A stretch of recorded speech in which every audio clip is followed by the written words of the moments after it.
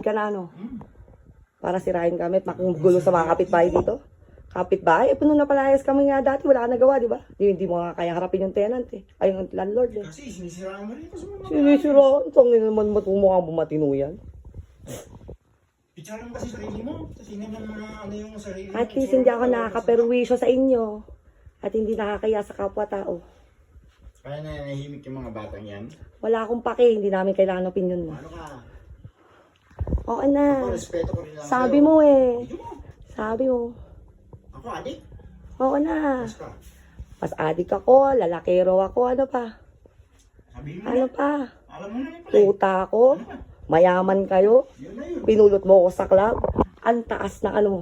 Yun. Tingin mo sa sarili mo, hindi mo nga ako kaya mapakain. Gunggong. Wow. Hindi kasi kahit anong tapal ng pera sa pagbumukha mo, yung asal-aso mo. Tingnan mo muna. Sarili mo. Oo, marap ka sa pamilya ko at lahat ng tinirahan ko. Kung anong klase kang tao. Lalaki, maraming magkuhano na sa'yo ano, baliw ka. Tanong mo sa nanay mo. Hindi, tanong mo sa nanay mo kung bakit ka gunggong, yun ang totoo. Ano, pwede ka lang malis? Kasi nakakaya talaga? Eh, hindi, hayaan mo, ipapablatter ka nila. Dito sa buong ano, unit. Eh, sino ba ipapablatter? Diba ikaw? Hindi ako. Hindi ako magbablatter sila. Hindi kasi dapat ganyan ang asta ng tao na ano. Si Jack Bragada, ha?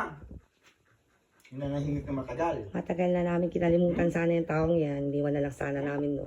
Job tagato, sino ka ba? Dapat ka lang... Oo, tanong friend na no. Yaman yan, mayaman siya sa ano. Alamunin niyo muna yung anak ko, hindi ka respeto. Wala kang respeto sa magulang ko, bigas. Mas malala kang manakit. Yung nagre-react lang ako ng konti, tapos sabihin mo, sinasaktan kita. Talaga na. Matalino ka eh. Talaga? Di ba? Talaga? Matalino na mapanlamang. Kailan ka Pera linamangan? lang. Kailan ka nalamangan? Kailan ka nang hati? Kailan ka nang libre?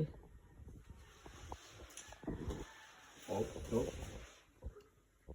Di ko kailangan ng lalaking ano. Hirap eh, bumubay. Di umanap ka. Umpisa mo na ngayon, tumalikod na. Kahit sa minuto lang, huwag ka na ano harap. Ako... Magdedemanda kami sa'yo. Magpa-file kami ng demanda sa'yo. Baka mas lalo ka pang makulong sa alin. Makulong? Ito talagang yung dapat pumasok sa kulungan. O ikaw,